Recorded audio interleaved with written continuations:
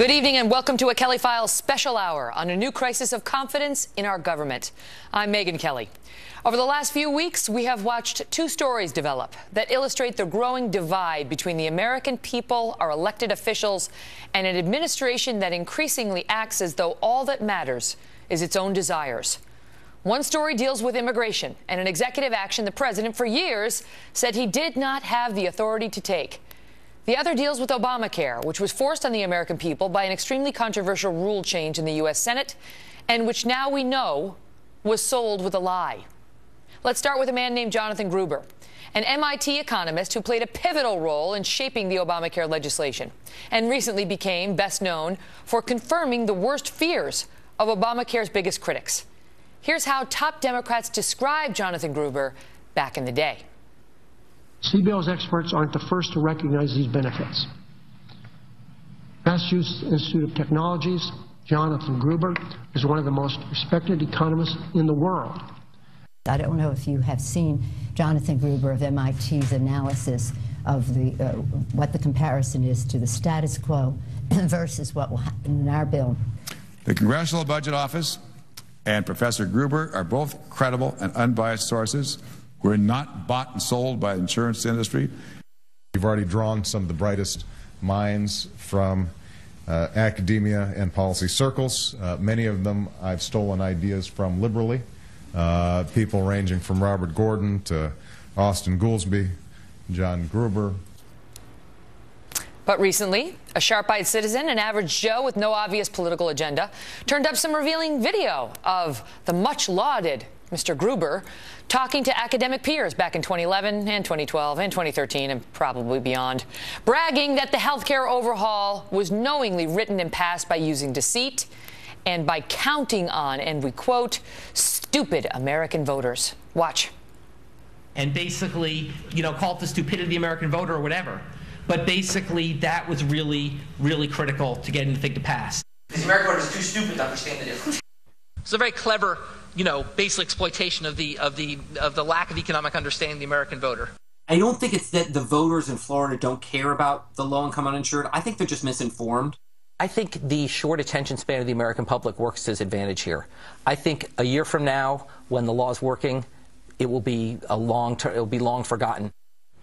Now, the very same Democrats who attended meetings with this guy and publicly praised him by name, admitting in the president's case that they stole ideas from him, have developed a dramatic case of amnesia. I don't know who he is. He didn't help write our bill.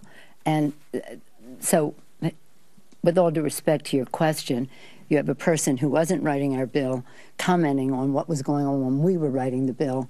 It wasn't his responsibility to figure out how to get this bill through. We have people who are responsible for making those kinds of legislative decisions at the White House. I just heard about this. The fact that some advisor who never worked on our staff expressed an opinion that I completely disagree with in terms of the voters is no reflection on the actual process that was run. Is Washington aware that we have video? Do they watch television? Now we have a more dramatic rewriting of history, this time on immigration, and this one happened just this week. Here is just a sample of the more than 24 times Mr. Obama claimed he did not have the power to ignore our immigration laws.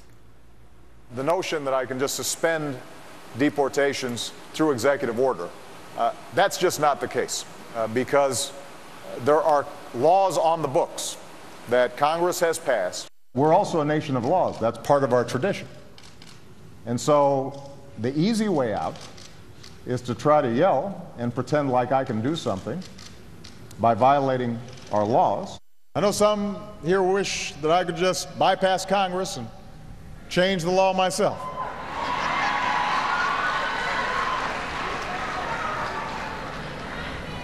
But that's not how democracy works. Sometimes when I talk to immigration advocates, they wish I could just bypass Congress and change the law myself. But that's not how democracy works. The problem is that, I'm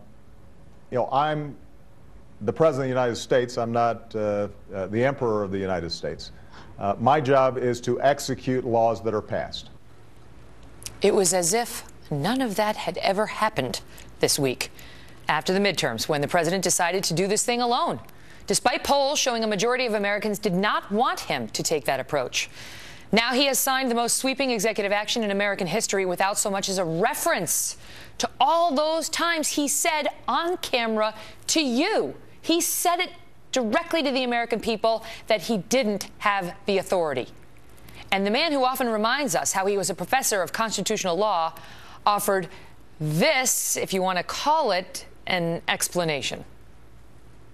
Now, I continue to believe that the best way to solve this problem is by working together to pass that kind of common sense law.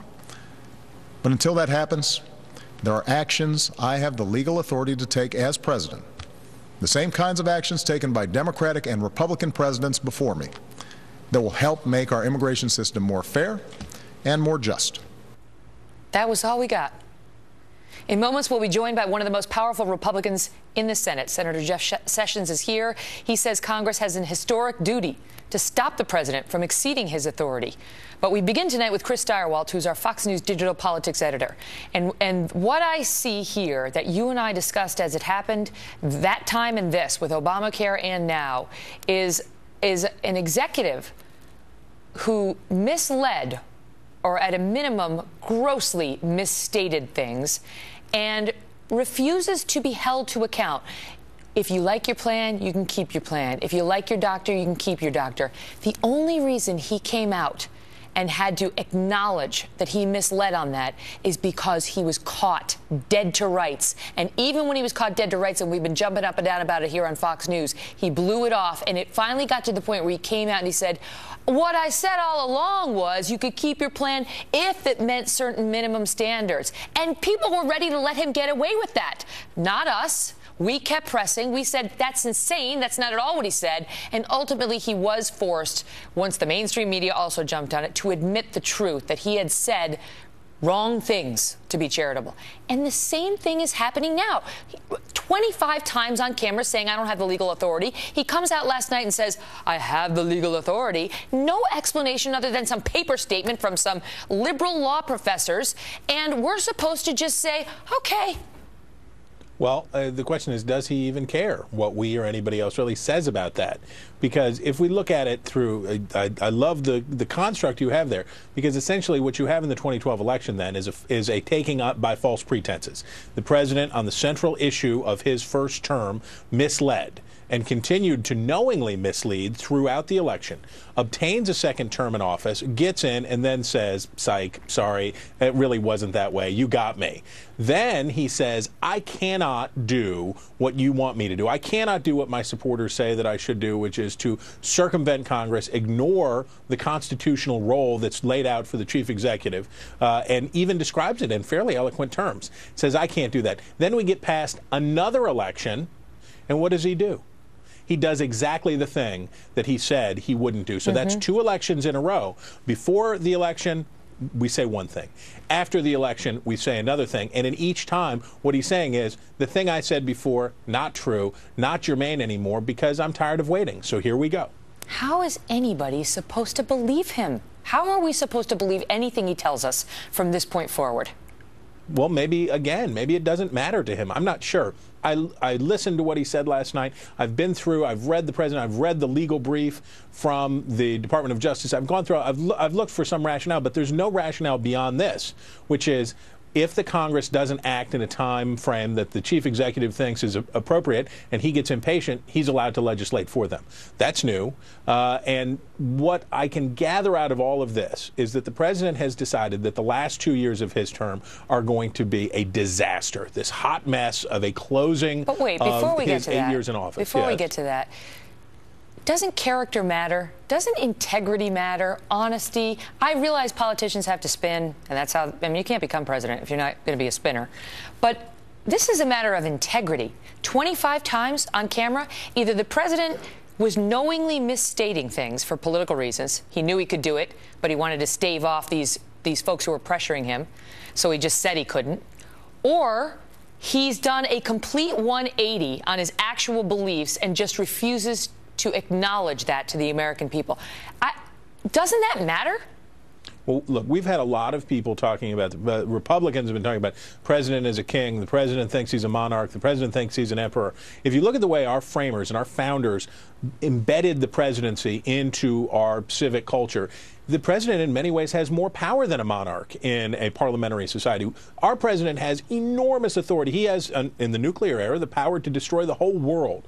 That is how much authority and how much power our system puts on the president. The check on the president is twofold. One, what can the Congress do to him? But two, what does he as a man, what is his integrity, and how is he bound to tradition and to everything else? If he doesn't care about that second part, there's very little to constrain the man. That's right.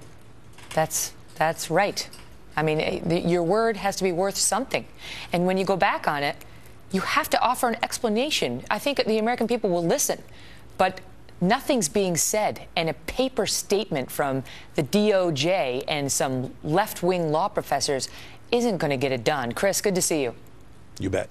Well, as we just mentioned, the Department of Justice is helping the president defend his immigration order by releasing a letter of support from what it calls 10 of the top legal scholars across the country.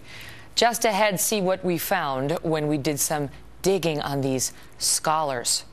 Plus, one of the most powerful Republicans in the Senate says Congress has a historic duty to stop the president from exceeding his authority. Senator Jeff Sessions is here live to tell us how he plans to do that right after this break. Don't go away. So when members of Congress question my authority to make our immigration system work better, I have a simple answer. Pass a bill.